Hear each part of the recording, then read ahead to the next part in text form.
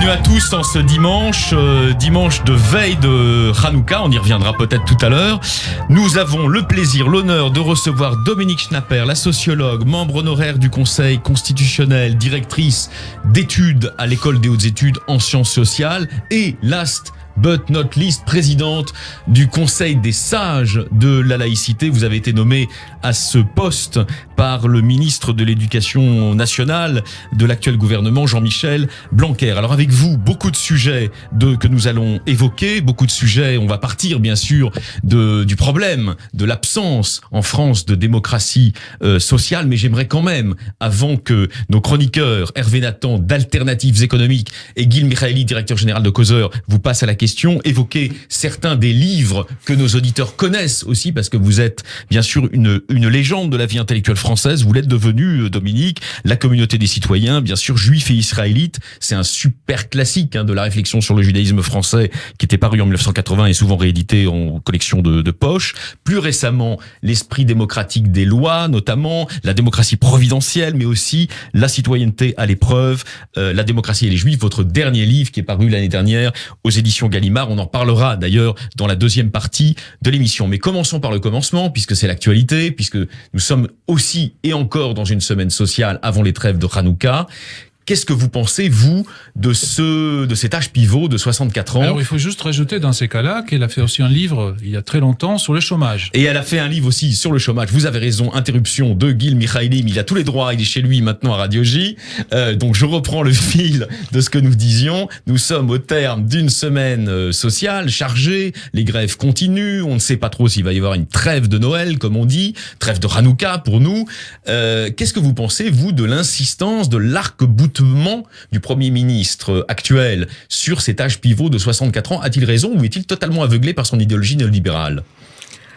La façon dont vous posez la question n'est pas absolument objective, parce que vous pourriez aussi dire qu'il y a une obstination du côté des syndicats. Mais c'est à vous de le dire. Non. Pourquoi est-ce qu'il y a ce blocage-là? À vrai dire, je n'ai pas une explication très claire.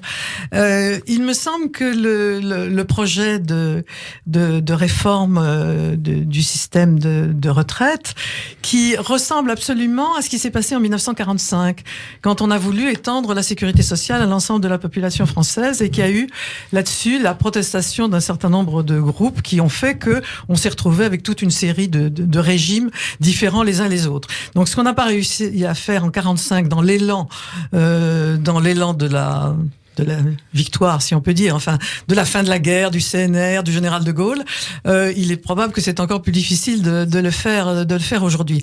Donc, le projet général, disons, de la retraite à points me paraît un projet assez raisonnable et plutôt qu'il faut appuyer. Alors, pourquoi c'est un réformisme dont c'est vrai, le président de la République actuelle avait annoncé la couleur dans son livre de programme qui s'appelait Révolution. Ça, c'était présent, c'était présent dans ce projet, c'est celui de la CFDT, et donc le projet dans l'ensemble me paraît. Alors pourquoi est-ce qu'il y a ce blocage sur l'âge pivot? C'est qu'il on a voulu, le gouvernement apparemment. Je ne sais pas du tout ce qui se passe dans les discussions à l'intérieur du gouvernement, où il y a des positions qui doivent être très différentes les unes des autres, et où finalement ce qui est décidé est le résultat d'un compromis à l'intérieur du gouvernement. Je ne sais rien là-dessus, mais il me semble qu'il y a eu une erreur de stratégie qui est d'essayer de résoudre deux problèmes à la fois, et que la réforme d'ensemble avec la retraite à points, qui me paraît plus juste que les différents régimes. Vous remarquerez qu'en ce moment, c'est les conducteurs de train qui sont les plus actifs dans la grève, si je puis dire, enfin qui travaillent le moins, et c'est ceux dont la retraite commence à 52 ans. Voilà, c'est ceux qui ont failli faire qu'on n'arrive pas à temps pour notre émission. On n'arrive pas à temps nulle part. Bon. Donc pourquoi est-ce que donc je pense qu'il y a eu une erreur de stratégie à résoudre deux problèmes, et que du coup le premier problème a été un peu compromis par le second. Et le second ne me paraît pas indigne, puisque dans tous les autres pays européens, la retraite tourne autour de 66 ou 67 ans. Mais à vouloir résoudre les deux problèmes en même temps, je crois qu'il y a eu là une erreur stratégique, pas une erreur de fond tellement qu'une erreur stratégique. Alors, Hervé Nathan d'Alternatives économiques. Alors, oui, j'avais envie de poser une question à l'ancienne membre du Conseil constitutionnel, puisque dans le théâtre général qu'est ce conflit sur les retraites, on a l'impression que s'opposent deux légitimités. En tout cas, dans le débat public, c'est en train de venir. C'est-à-dire, d'une part, on va dire des députés plutôt que le gouvernement lui-même, et des députés font valoir que eux seuls ont la légitimité pour réformer le régime de retraite, qui est un régime global appartenant à la nation, puisqu'étant les élus de la nation. Et en face, en tout cas du côté de l'ensemble des syndicats, mais plus particulièrement la CFDT, réclame un rôle spécifique d'acteur des partenaires sociaux dans la démocratie sociale, en disant nous sommes aussi dépositaires quelque part, en tout cas la CFDT le prétend fermement, nous sommes aussi quelque part dépositaires d'intérêt général, et nous avons quelque chose nous sommes les mieux placés pour pouvoir, en arguant du principe de subsidiarité, en fait, nous sommes les mieux placés pour gérer correctement le système des retraites, nous sommes même les mieux placés pour le ramener à l'équilibre. Donc, d'une certaine manière, il y a deux légitimités qui semblent s'opposer, au-delà même de la revendication de fond, de savoir si la retraite à points c'est bien ou pas, si l'âge pivot c'est bien ou pas, etc. Mais qu'est-ce que la constitutionnaliste penserait d'un conflit pareil? Et est-ce qu'il y aura une manière de sortir en connaissant la Constitution comme vous le faites? Non, je crois pas que ce soit à partir de la Constitution qu'on puisse résoudre le problème de ce débat, qui est un débat assez violent. C'est plutôt en termes politiques, je pense qu'il ne faut pas penser le problème en termes juridiques, mais en termes de légitimité politique et de tradition démocratique. Or, dans la tradition démocratique, les syndicats font partie des groupes sociaux dont la légitimité à débattre est totale dans le cadre de la loi. C'est-à-dire que la loi prévoit des formes de participation des groupes sociaux reconnus, des syndicats représentatifs, on l'entend assez en ce moment, pour intervenir dans le débat. Mais enfin, la seule légitimité, c'est la légitimité politique que donne l'élection, conformément aux règles de la Constitution, avec le respect des libertés publiques. La légitimité, c'est une légitimité politique dans laquelle les syndicats ont une place, mais la place reconnue par le... Mais alors attendez, avant que Guy Michaëli de Causeur et de Transition et Énergie, puisqu'il dirige aussi... Avant qu'ils soient en désaccord. Il est à la tête d'un petit groupe de presse, lui. Hein. Bon. Et donc, avant que premier groupuscule de presse de France. Groupuscule, peut-être, voilà. Avant qu'il prenne la parole et qu'il vous interroge aussi à son tour, Dominique Schnapper, quand même, est-ce que vous avez l'impression qu'aujourd'hui, certains syndicats, je pense notamment à la CGT, sont dans une tentation, dans un bord à bord, avec la tentation, on va dire, gilet jaune, Rassemblement national de l'année dernière, de contester la légitimité de l'élection au suffrage universel du président de la République? Oui et non, parce qu'ils ne contestent pas vraiment le président de la République et la légitimité de son élection. Ils pensent qu'ils ont une forme de légitimité qui vaut bien celle du président. Il faut regarder un petit peu ce qu'il y a aussi derrière ces syndicats, ceux qui représentent par rapport à la population qu'ils sont censés représenter. Nous savons tous que, en gros, c'est l'ordre de 10% de la population, et dans le privé, c'est de l'ordre de 3 ou 4% de la population qui sont censés représenter. Donc, c'est un conflit, non pas c'est un conflit, disons, de légitimité, mais politique. Et c'est dans ce sens qu'il faut qu'il faut le penser. Et à un moment donné, si on est conforme, non seulement à la Constitution, mais disons à l'esprit démocratique, la légitimité, c'est celle qu'a donné le suffrage universel aux représentants des institutions qui représentent la nation dans son ensemble. Bon, c'est-à-dire au monde politique et non pas syndical. Je vous livre à notre patron de presse préféré de Radio J. Hein.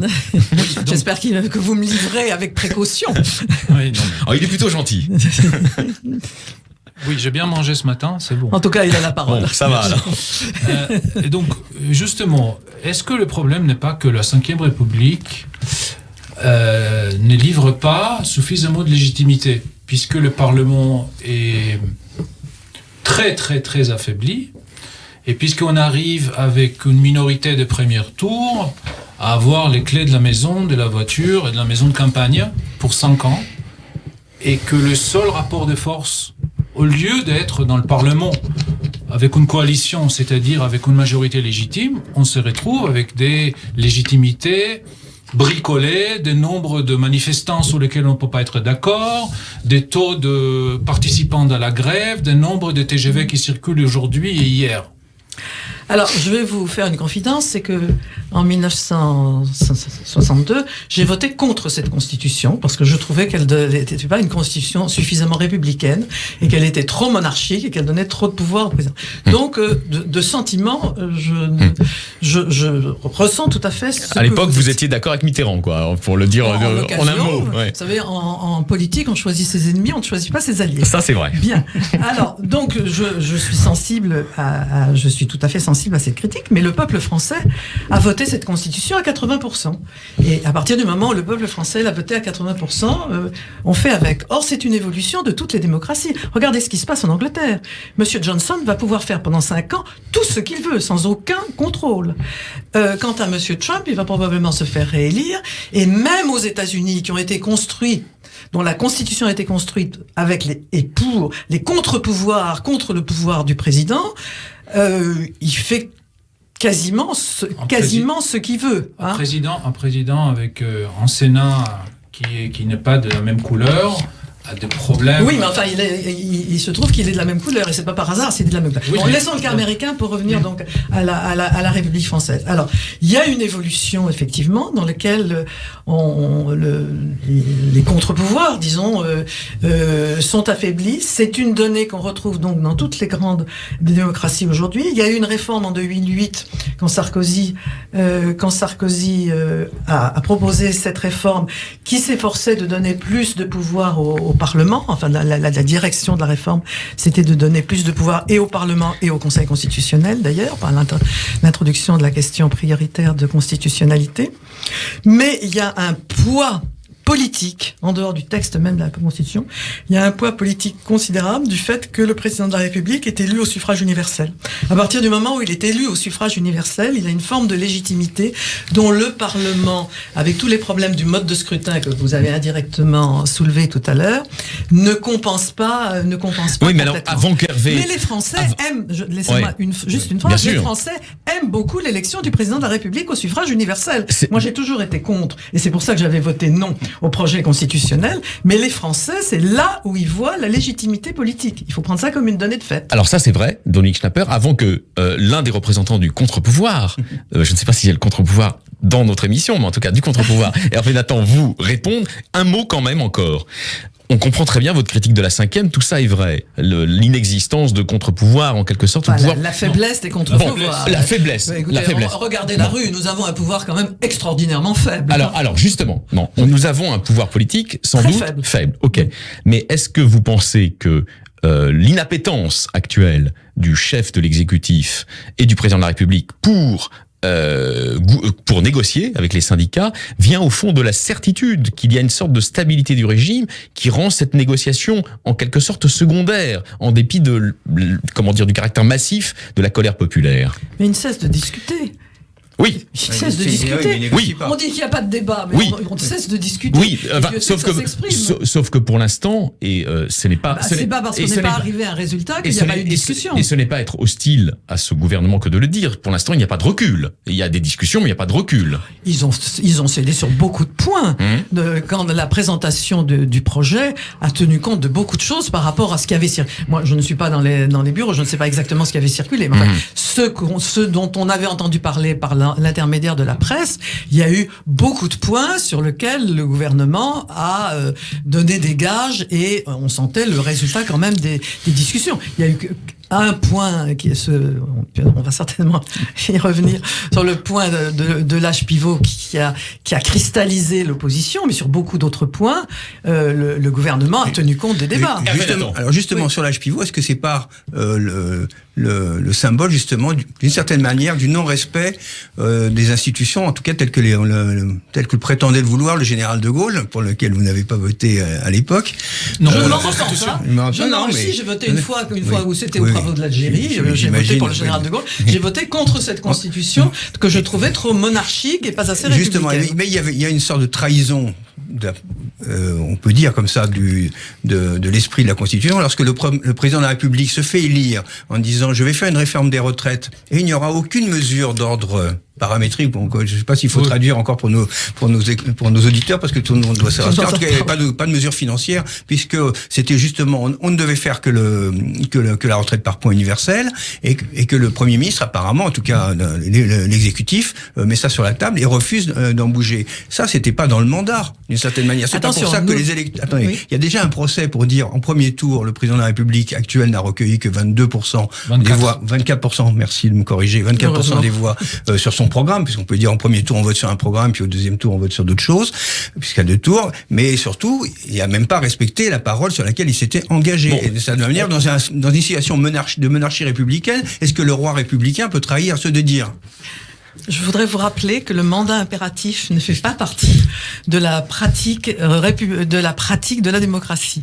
Il y a eu un essai, c'est extrêmement intéressant, dans les années 1786-1787 aux États-Unis, où ils ont essayé d'avoir un mandat impératif justement pour que le peuple passe immédiatement, et que l'expérience a été faite de la catastrophe. Donc, à partir de son programme, un certain nombre de dispositions ne soient pas exactement conformes à son programme 3 ans après, ça fait partie des règles de la République représentative. Sinon, on est dans l'anarchie. Alors, il avait annoncé comme un projet le projet dans son ensemble. Ensuite, il peut prendre d'autres dispositions en fonction de ce qui se passe, en fonction de la situation politique, en fonction de l'expérience, en fonction des erreurs qu'il a pu faire dans son programme, etc. Mais on peut critiquer ça, si vous voulez. Mais c'est normal dans la démocratie représentative. Ce n'est pas un scandale. Alors, on a beaucoup de sujets à discuter avec vous. Le temps nous est compté, même si on a quand même 1 heure ensemble. Dominique Schnapper, c'est une chance. Gil Mikhaïli ont plein de questions, et Hervé Nathan aussi ont plein de questions sur ces autres sujets. Il y a une actualité importante, inquiétante pour tous nos auditeurs de l'antisémitisme en France depuis plusieurs années, mais surtout cette dernière année, avec la recrudescence d'actes et de propos et d'expressions de l'antisémitisme dans l'espace public français. Il y a une réaction aussi, on va dire du gouvernement, mais de la majorité macronienne, avec cet amendement présenté par Sylvain Maillard il y a maintenant 2 semaines. Quelle analyse, vous qui êtes la sociologue aussi, qui avez consacré de nombreux travaux, Gil le rappelait tout à l'heure, à l'histoire de l'antisémitisme en France, faites-vous de cette situation éminemment préoccupante? Alors moi je fais partie d'une génération qui a eu l'illusion que, quel que fût le prix qui avait été payé pendant la Seconde Guerre mondiale, le problème de l'antisémitisme ne se poserait plus. Il y avait là une solution. Alors bon, cette génération, en tout cas moi, s'est trompée, puisque en gros, on peut dater à peu près précisément, à partir de l'an 2000, c'est-à-dire avec le 21e siècle, un retour d'antisémitisme qui s'exprime dans l'espace public de façon évidente. Les gouvernements de droite et de gauche, depuis ce renouveau de l'antisémitisme, ont été impeccables dans leur discours et dans leurs manifestations. Ce qui fait tout de même une grosse différence avec les années 30, période avec laquelle on fait la comparaison assez volontiers. Et période qu'a connue votre père, Raymond Aron. Oui. Voilà. Oui. On y reviendra. On y reviendra. Donc, simplement, comme je disais tout à l'heure, les gouvernements sont faibles. Ils sont faibles, et d'autre part, il y a maintenant 3 courants d'antisémitisme qui se retrouvent et se convergent. Le premier, c'est le vieil antisémitisme d'extrême droite, si je puis dire, traditionnel, au moins au XXe siècle. Il y a un courant de l'extrême gauche qui, au nom de la solidarité avec les Palestiniens, se met à traiter l'État d'Israël de la même façon que on traitait autrefois les Juifs, et qui flirte avec un antisionisme proclamé, qui flirte avec le vieil antisémitisme. Et puis il y a la population musulmane qui, dans toutes les enquêtes, ont au moins 10 ou 20 points de plus d'expression des préjugés sur les Juifs que le reste de la population. Donc ces 3 courants se convergent en tout cas, dans une situation générale, et c'est le dernier livre que j'ai écrit, l'antisémitisme est toujours le signe de la crise de la démocratie. Dominique Schnapper, on a une courte page de publicité quand même, et on revient avec vous, Egil Michaeli et Hervé Nathan. On évoquera naturellement la citoyenneté à l'épreuve, puisque c'est votre dernier livre qui est consacré à l'histoire des Juifs français dans la République. À tout de suite.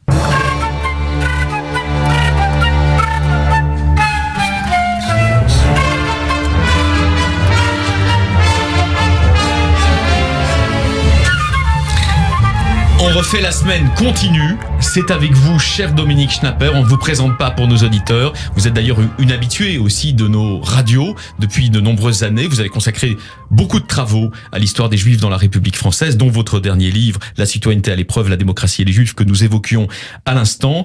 Nous avons quitté les retraites pour l'antisémitisme. C'est à vous, cher Gil Michaeli. Oui. Donc, vous venez de dire que le tournant est autour de l'an 2000, donc le passage de 20e au 21e siècle. Donc, est-ce que l'analyse de l'historienne n'indique pas que de trois courants, c'est plutôt la population d'origine maghrébine musulmane qui est, disons, le plus important? Parce que si quelque chose se passe en 2000, c'est pas à cause de l'extrême gauche, ni à cause de l'extrême droite.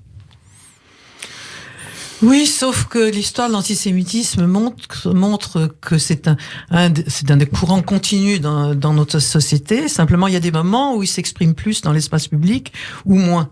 Je disais toujours à mes étudiants, vous savez, si Hitler avait été antisémite chez lui, ça n'aurait pas été très gênant. Le problème, c'est quand ça devient ce que nos amis anglophones appellent le political issue. Et c'est devenu political issue, en gros, enfin, ça, c'est pas une année précise. Mais à ce moment-là, et je crois qu'il y a eu une convergence de ces différents courants dans lesquels il est difficile de peser strictement ce qui revient à l'un ou à l'autre. Mais on retrouve ça aussi dans les autres pays. Regardez le problème du Parti travailliste et de M. Corbyn, et de l'extrême gauche du Parti travailliste et M. Corbyn. Mais est-ce que c'est pas le même, c'est-à-dire, c'est justement le même problème, parce que une partie de problème, c'est avec leur intégration à eux, avec des gens essentiellement des Landes et du Pakistan. Oui, bien sûr, mais c'est comme je disais avant l'interruption, le problème, l'antisémitisme devient un problème politique, et c'est à ce moment-là que nous avons à en traiter. Le reste des sentiments n'est pas de notre analyse. Donc l'antisémitisme devient un problème politique quand la démocratie ne croit plus à ses propres valeurs et quand la citoyenneté n'a plus la force qui la définit, c'est-à-dire de transcender les différentes appartenances, les différentes croyances et ces différents citoyens. Dominique Schnapper. C'est la citoyenneté ou l'appartenance à la nation? Les deux. Alors, parce que les deux ne sont pas séparables. Dans un instant, on va entendre les questions. Oui. Dans un instant, on va entendre les questions de Hervé Nathan d'Alternatives économiques. Moi, j'ai juste une remarque à vous faire. Est-ce que vous pensez que la césure a lieu donc au début de ce qu'on a appelé la deuxième intifada sur le territoire français, ou est-ce qu'elle a lieu en fait un peu plus tôt, dans un moment qui avait d'ailleurs frappé déjà la conscience de votre père en 1967, après la victoire éclair des Israéliens contre les armées arabes qui veulent détruire Israël? Il y a la guerre des 6 jours, il y a la victoire israélienne, il y a le saisissement des nations, du bloc communiste et des Arabes qui sont évidemment hostiles, des nations arabes qui sont hostiles à Israël, sous l'influence de l'idéologie panarabiste. Et évidemment, il y a aussi le tournant diplomatique de la politique française qui rompt avec son amitié originaire pour l'État juif pour se convertir à la nouvelle position de De Gaulle, c'est-à-dire en fait clairement pro-arabe. Est-ce que vous pensez pas qu'à ce moment-là, s'arment déjà dans la société française les fondements précurseurs et théoriques de ce qu'on appelle aujourd'hui le néo-antisémitisme, c'est-à-dire axé sur la détestation, sur la dénonciation d'Israël? Oui, c'est un peu une annonce. Jusqu'en 1967, les Juifs français se trouvaient dans cette position heureuse de pouvoir conjuguer sans problème leur citoyenneté française avec leur attachement à l'État d'Israël, puisqu'il y avait une alliance de fait et profonde entre les Français et les Israéliens. Donc c'était une situation confortable, inespérée, elle n'a pas duré. Et à partir de 67, et à partir du il y a l'annonce et la prise de conscience des Juifs français de la possibilité de la séparation entre la politique française et le soutien à l'État d'Israël. Et nous n'en sommes pas sortis. Ce problème est annoncé à ce moment-là. Mais il n'est pas un problème, il est un problème pour les Juifs français. Mais c'est pas un problème général au même titre, me semble-t-il, que ça l'est depuis 20-25 ans. Il était inimaginable à l'époque que des enfants juifs ne puissent pas aller à l'école publique. Je veux dire, c'était en dehors de la conception que l'ensemble de la population pouvait avoir sur ce sujet. Et c'est passé comme problème politique, un problème politique très, très important et très central, je crois, à partir d'il y a environ 25 ans, nourri par ces trois courants qui sont très différents les uns des autres, mais qui, malgré tout, existent ensemble et donc se renforcent l'un l'autre. Dominique Schnapper, on refait la semaine continue. C'est à Hervé Nathan d'Alternatives économiques. Une remarque, c'est entre 67 et grosso modo effectivement la fin du millénaire, de ce qu'on sait des enquêtes d'opinion, les préjugés antisémites dans la population décroissent. Absolument. Il y a un paradoxe, il y a une espèce de ciseau qui s'ouvre entre d'une part la politique officielle du gouvernement français, des gouvernements français, parce que De Gaulle, puis Pompidou, puis etc. Giscard. Il y a une interruption avec Mitterrand, mais il y a un écart. Apparente. Je vous contredirai pas. Mais en tout cas, il y a une espèce de ciseau et l'opinion, en tout cas, sur l'appréhension, sur le sentiment vis-à-vis des Juifs en France, devient de plus en plus favorable. Il y a une espèce on a l'impression, effectivement, je fais partie aussi de cette génération, on a l'impression que l'antisémitisme comme haine des Juifs dans la population française était en train de plus ou moins disparaître. C'était de moins en moins embêtant. Quand on pose la question, est-ce que vous accepteriez que votre fille épouse un juif, par exemple, c'est une question, c'est une question de test, classique, oui. Eh ben, ça s'effondrait. Les sentiments négatifs, les réponses négatives s'effondraient. Les réponses s'effondraient. Les réponses s'effondraient. Voilà. Donc, oui, bon. Non, mais c'est incontestable. C'est incontestable. Et la gêne que vous soulignez, Alexis, c'était pour les Juifs qui se sentaient un petit peu partagés, mais c'était pas un grand problème politique pour la population non juive. Maintenant, c'est devenu depuis, encore une fois, une génération. Le rapport Aubin, qui nous a tous beaucoup secoués et que les différents ministres de l'Éducation nationale ont mis soigneusement dans leur tiroir. Il date de 2002, c'est-à-dire le moment où ils découvrent des collèges. Rappelez-nous ce que disait justement le rapport Aubin. Jean-Pierre Aubin était un inspecteur général de l'Éducation nationale, spécialiste pas du tout juif et spécialiste de problèmes scientifiques, je crois. Et donc, en bon républicain, il fait son métier, il arrive dans un collège où le proviseur lui dit qu'il ne peut pas garder les enfants juifs dans le collège parce qu'ils ne peuvent pas assurer leur sécurité. Alors, il tombe des nues comme ça. Il n'avait jamais pensé au problème. C'était pas du tout quelqu'un qui était axé sur ce problème. Et il découvre en effet ce que maintenant nous savons et ce que Emmanuel Brenner avait publié sur les territoires perdus de la République. C'est Georges Bensoussan, Emmanuel Brenner. Voilà. Notre ami Georges Bensoussan qui est d'ailleurs à Judaïque FM aussi. Voilà. Et qui décrivait des choses qui nous sont tous parus comme tout aussi scandaleuse que surprenante, étant donné ce qu'avait été. Et je maintiens qu'entre 67 et la fin du siècle, les Juifs se sentaient un peu tiraillés, effectivement, à cause de la politique. Mais c'était pas aussi paroxystique. Mais c'était un problème des Juifs, c'était pas un problème politique en général. Dominique Schnapper, on a encore 5 minutes avec Gil Mikhaïli. Juste une question intercalaire que je m'empresse de vous poser. Dans ce moment, justement, qui s'ouvre avec les années 2000, 2001, 2002, vous avez l'impression que jusqu'à aujourd'hui, la République n'a pas eu la réponse adéquate et suffisamment ferme, qu'elle a reculé, pour employer un mot aujourd'hui banalisé. Je crois que la République a fait ce qu'elle a pu, mais c'est très difficile quand on crie mort juif dans les rues de Paris. Qu'est-ce que les gouvernements peuvent faire? Je veux dire, je trouve que les gouvernants, depuis cette période-là, de droite et de gauche, ont été ce qu'on peut demander à des gouvernements démocratiques. Mais les passions tristes sont difficiles à contrôler dans les pays démocratiques. Il en pense quoi de ce sujet, le patron de Causeur? Alors, d'abord, je voulais juste rajouter que, après les constats qui nous semblent aujourd'hui une évidence absolue de 2001-2002, notamment des territoires perdus, il y avait à peu près 10 ans que certains médias, donc Le Monde et d'autres, Libération, ont continué à nier C'est vrai. La question jusqu'au le début de la Quand dernière ils n'ont vague. plus pu. Quand ils n'ont plus pu. C'était 2012 avec les attentats de Toulouse.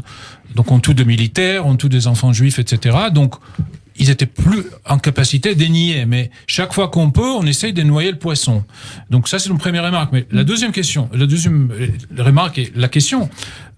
En Israël, on peut être membre de la nation. C'est-à-dire, on peut être citoyen sans être membre de la nation. Les Arabes israéliens ont la nationalité israélienne, mais ils font pas partie de la nation. C'est pas du tout. C'est pour certains gens qui nous écoutent maintenant, c'est une contradiction en termes. C'est pas la tradition française. Exactement. Il n'y a pas que pour ceux qui vous écoutent. Non, bien sûr, non, mais ce que je veux dire. C'est pas la tradition française. Parlez pas tous en même temps.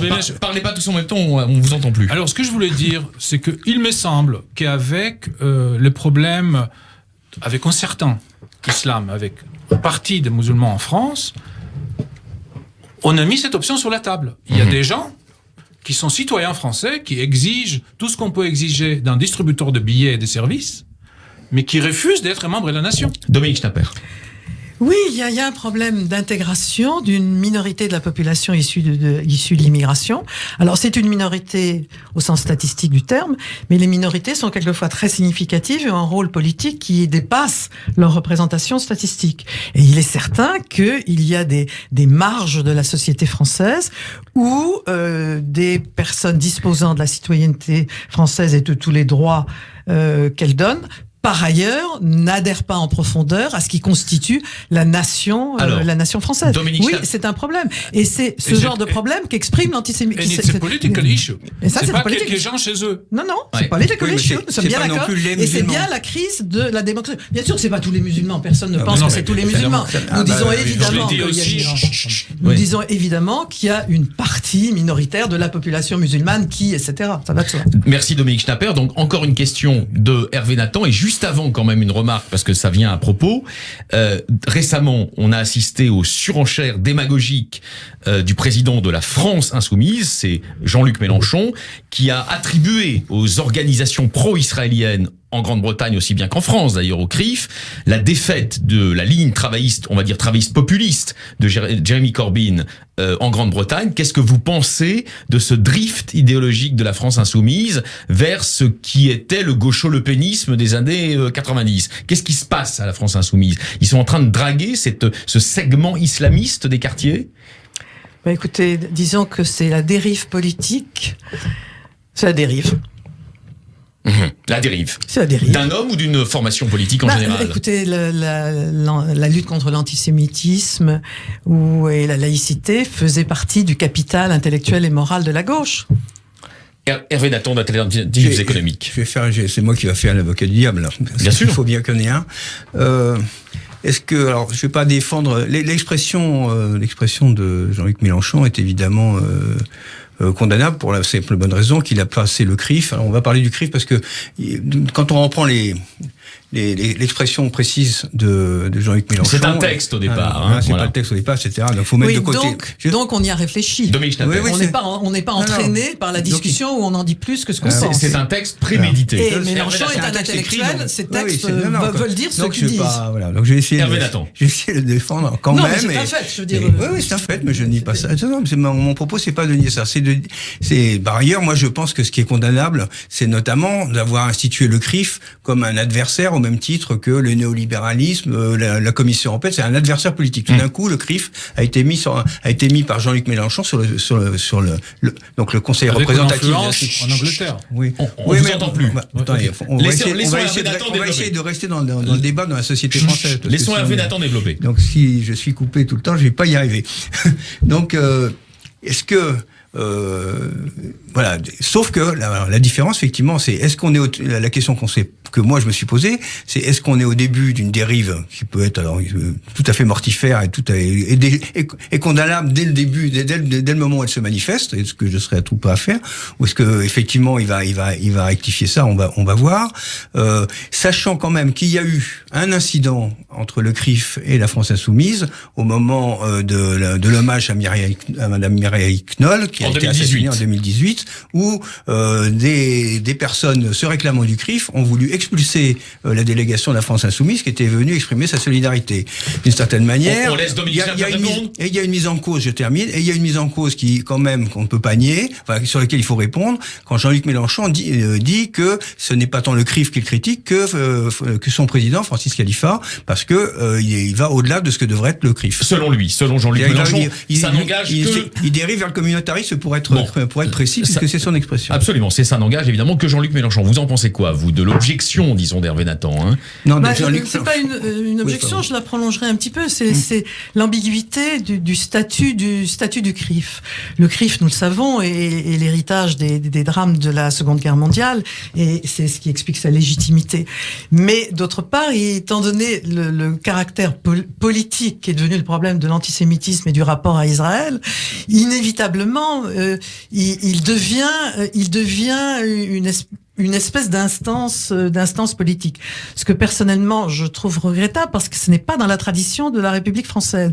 Dans la République française, la représentation des Juifs doit être religieuse, culturelle, associative, historique, enfin, elle a toutes sortes d'expressions libres dans l'espace privé, mais elle ne devrait pas être politique. Or, inévitablement, le CRIF devient politique par la situation qui est politique. Même si, je crois, ils ont la sagesse de dire qu'ils luttent contre l'antisémitisme, que ça est un combat universaliste, donc ne pose aucun problème, mais qu'ils laissent libre les gens de voter pour ce qu'ils veulent. Enfin, ils font attention, disons, de ne pas devenir une instance véritablement politique. Mais inévitablement, à partir du moment où l'antisémitisme et le rapport à Israël devient central dans la situation politique, ils deviennent une instance qui est considérée de nature politique. Ce qui est regrettable à tout point de vue. Vous êtes passionnants tous les trois. Hervé Nathan, Gil Mikhaïli, Dominique Schnapper. On se retrouve après une deuxième et dernière courte page de publicité.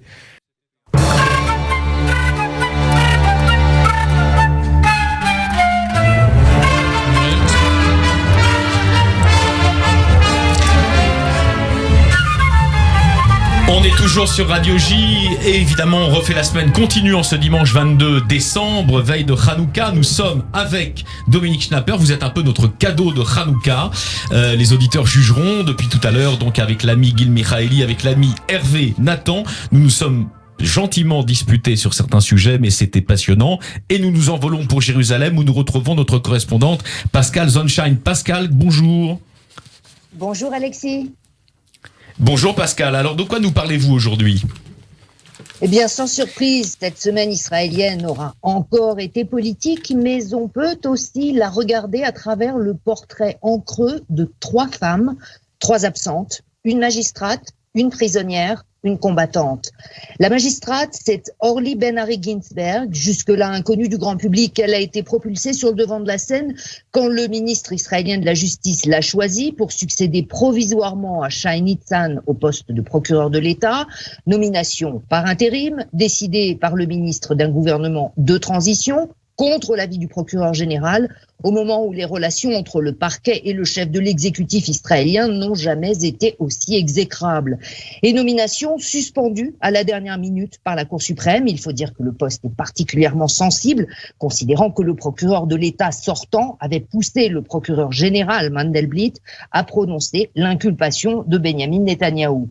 Dans Yediot Aharonot, Ben-Dror Yemini s'inquiète d'une forme de dérive de la démocratie qui trouverait son origine dans le rôle de certaines élites à la recherche d'un nouveau régime. Ces élites non élues, ce sont les juges, mais aussi les magistrats. Après l'activisme judiciaire de la Cour suprême, voici l'avènement de l'activisme juridique, déplore Yemini, pour qui toute la polémique autour de la nomination manquée d'Orly Ben-Ari serait une nouvelle manifestation de l'émergence d'une oligarchie non politique. Dans Maariv, Yoav Krakowski cherche, lui, la responsabilité de la crise du côté des politiques. Benjamin Netanyahou, désormais mis en examen, a besoin de temps face au parquet et il tente aussi de creuser encore le déficit de confiance du public israélien envers son système judiciaire. Le journaliste politique estime qu'Amir Ohana, l'actuel ministre de la Justice, est fidèle de Netanyahou, lui a fourni les deux, en jouant le rôle du chien dans le jeu de quilles, un jeu où la magistrate n'était qu'un simple pion. La deuxième absente, c'est la prisonnière, Naama Issachar. Jeudi, la cour d'appel de Moscou a rejeté le recours de la jeune israélienne condamnée par la justice russe à 7 ans et demi de prison pour détention de hashish. Arrêtée au printemps dernier alors qu'elle était en transit à l'aéroport de Moscou, Naama Issachar avait toujours clamé son innocence et Benjamin Netanyahou avait promis de tout faire pour obtenir sa libération. Mais la jeune femme digne et désemparée dans la cage de verre de la salle d'audience est elle aussi le pion d'un jeu qui la dépasse. Dans Haaretz, Nava Landau estime que Naama Issachar est la victime d'un bras de fer stratégique dont l'enjeu est un nouveau Proche-Orient. Derrière la condamnation disproportionnée de la jeune femme et les cas de rétention abusive et répétée de touristes israéliens à leur arrivée en Russie, se cache plus qu'une volonté du Kremlin de punir Israël pour les expulsions de migrants clandestins russes. La vraie raison est à chercher du côté de la présence iranienne en Syrie, affirme Nava Landau. La Russie tolère de moins en moins les opérations israéliennes en Syrie, alors qu'elle cherche de son côté à stabiliser le régime d'Assad et à fixer un nouveau rapport de force régional face aux États-Unis. Et en attendant, Naama Issachar devra remplir son rôle d'otage. La troisième absente, ou plutôt la disparue, c'est la combattante Geoula Cohen. L'ancienne députée nationaliste, décédée mercredi à l'âge de 94 ans, a eu droit aux hommages de la classe politique, toutes tendances confondues. Dans le journal conservateur Makor Rishon, Haggai Segal choisit de republier l'interview qu'il avait réalisée en 2008 de la figure emblématique du sionisme révisionniste et du combat pour l'indépendance d'Israël. La combattante de l'Irgun qui défiait les Anglais, la députée Likoud qui critiquait Menachem Begin pour avoir rendu le Sinaï à l'Égypte, mais aussi celle qui défendait la culture et la littérature israélienne. Le quotidien de gauche, Haaretz, salue de son côté la première dame de la droite et rappelle le parcours exceptionnel et sans compromission de Geoula Cohen pour Israël, pour le peuple juif et pour sa vision idéologique. Celui qui ne se bat pas ne sait pas à quel point c'est formidable de se battre pour ce que l'on croit.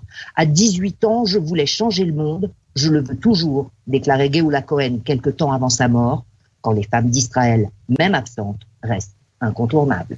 Merci Pascal, vous êtes une femme d'Israël et vous êtes incontournable et on vous souhaite évidemment un très beau Hanouka 2019. Alors Dominique, vous êtes depuis longtemps une amie indéfectible d'Israël. Est-ce qu'aujourd'hui vous êtes inquiète ?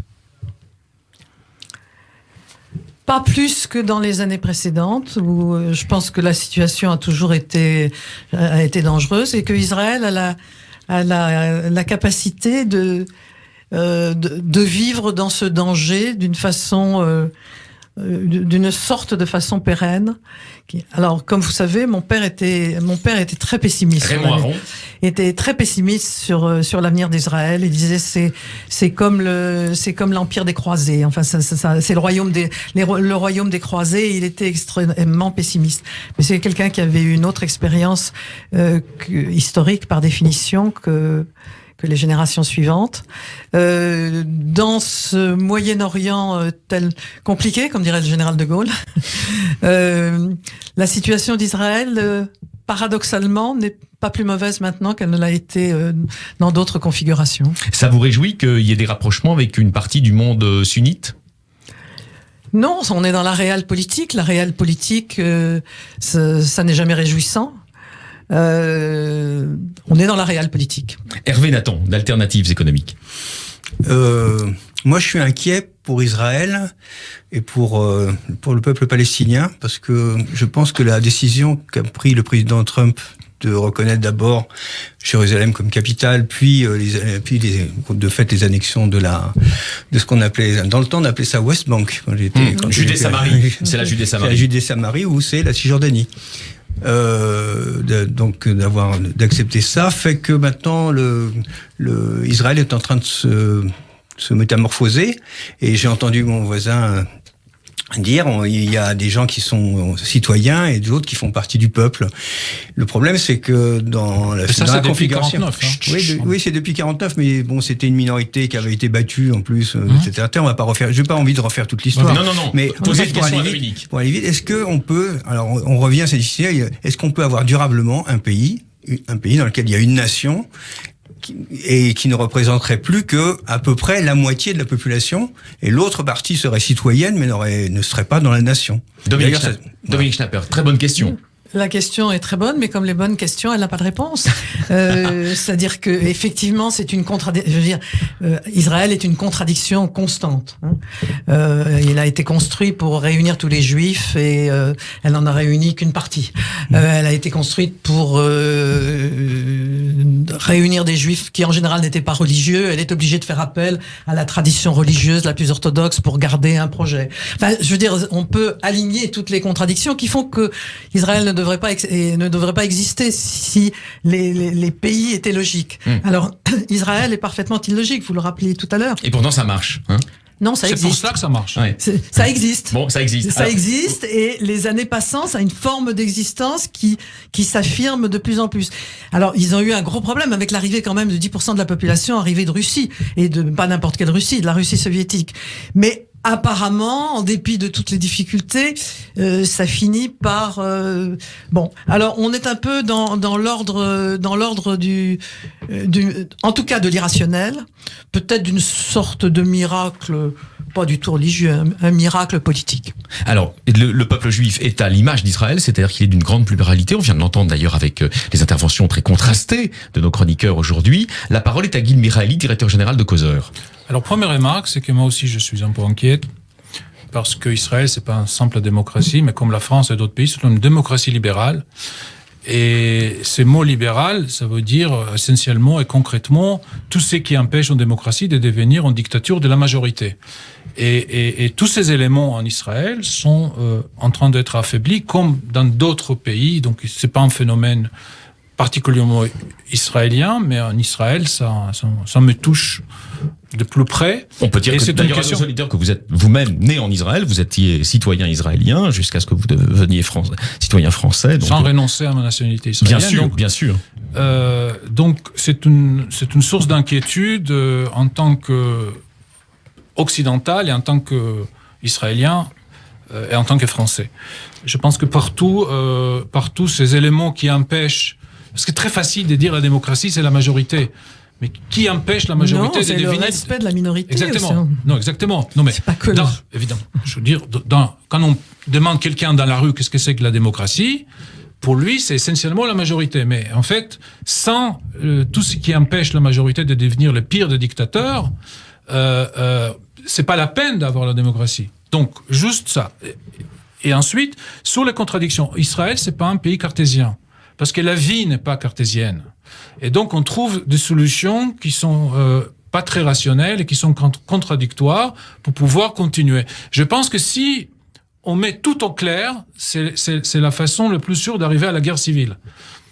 Alors, elle vous interpelle. Hein. Israël, c'est un pays qui n'est pas cartésien, il est plus einsteinien, il est plus dans la théorie de la relativité. Mais j'ai dit tout à l'heure qu'il était irrationnel par nature. Que du côté du discours de la méthode. Est-ce qu'il ne faut pas accepter ça quand on est français, comme vous hein? On n'a pas le choix, on l'accepte. Il y a un problème quand même très important qui est le problème démographique. Parce que à la fois, les Arabes vont être plus nombreux que les Juifs. Et parmi les Juifs, les orthodoxes vont être de plus en plus nombreux par rapport aux libéraux démocratiques. Et donc, quand on se met à réfléchir de façon rationnelle sur l'avenir d'Israël, on ne peut qu'être inquiet, non seulement dans la situation internationale, qui encore une fois, étant donné le Moyen-Orient, n'est pas vraiment plus grave pire, maintenant. Ouais. On a connu pire et ça ne s'aggrave pas d'une certaine façon parce qu'ils se battent entre eux, si je puis dire, pour le dire vulgairement.